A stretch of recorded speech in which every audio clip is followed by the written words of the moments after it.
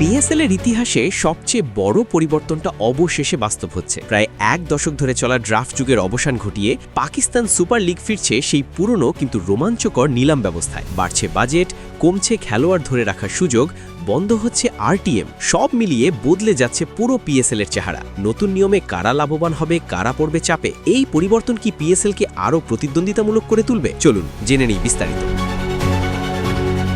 Pakistan super লিগে এক যুগের সমাপ্তি আর নতুন যুগের সূচনা। 2016 সাল থেকে যে ড্রাফট পদ্ধতির মাধ্যমে পিএসএল এর খেলোয়াড় বাছাই হতো, 11তম মৌসুম থেকে সেটার আর কোনো অস্তিত্ব থাকছে না। পাকিস্তান ক্রিকেট বোর্ড আনুষ্ঠানিকভাবে ঘোষণা দিয়েছে পিএসএল আবার ফিরছে নিলাম পদ্ধতিতে। এই সিদ্ধান্ত শুধু একটি নিয়ম পরিবর্তন নয়, বরং পুরো টুর্নামেন্টের কাঠামো ও প্রতিযোগিতার ধরন বদলে দেওয়ার মতো বড় পদক্ষেপ। নতুন ব্যবস্থায় সবচেয়ে বড় পরিবর্তন এসেছে ফ্র্যাঞ্চাইজিগুলোর বাজেটে। যেখানে এতদিন প্রতিটি দলের বাজেট ছিল $13 লাখ, সেখানে এবার সেটা বাড়িয়ে করা হয়েছে $16 লাখ। অর্থাৎ দলগুলো এখন আরও বড় তারকা, আরও ভারসাম্যপূর্ণ স্কোয়াড গড়ার সুযোগ পাবে। তবে বাড়তি বাজেটের সঙ্গে এসেছে কড়া নিয়মও। নতুন নিয়ম অনুযায়ী প্রতিটি দল সর্বোচ্চ 4 জন খেলোয়াড় ধরে রাখতে পারবে, তাও আবার প্রতিটি ক্যাটাগরি থেকে একজন করে। আগে যেখানে একটি দল 8 জন পর্যন্ত খেলোয়াড় ধরে রাখতে পারত, সেখানে এবার সেই সুযোগ অর্ধেকে নেমে এসেছে। ফলে পুরনো স্কোয়াড ধরে রেখে খেলার যে সুবিধা ছিল তা অনেকটাই কমে গেল। আরেকটি বড় পরিবর্তন এসেছে মেন্টর ও অ্যাম্বাসেডর ব্যবস্থায়। আগে অনেক ফ্র্যাঞ্চাইজি এই কৌশল ব্যবহার করে স্কোয়াডের বাইরে থেকেও তারকা খেলোয়াড় ধরে রাখত।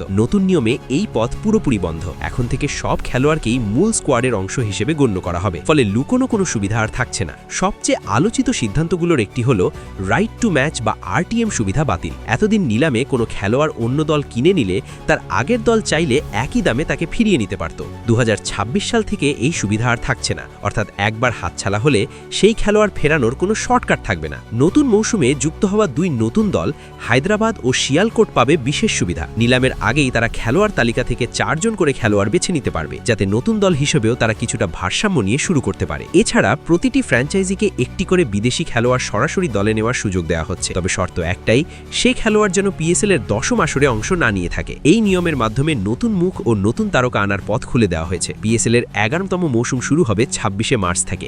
নতুন ভেন্যু হিসেবে যুক্ত হয়েছে ফয়সালাবাদ, যা টুর্নামেন্টের ভৌগোলিক বিস্তৃতিও বাড়াবে। সব মিলিয়ে বলা যায়, নিলাম পদ্ধতিতে ফেরার মাধ্যমে পিএসএল আরও প্রতিযোগিতামূলক, আরও অনিশ্চিত এবং আরও উত্তেজনাপূর্ণ হতে যাচ্ছে। এখন দেখার বিষয়, এই নতুন বাস্তবতায় কোন দল সবচেয়ে বুদ্ধিমান পরিকল্পনা করে সাফল্যের দিকে এগিয়ে যায়।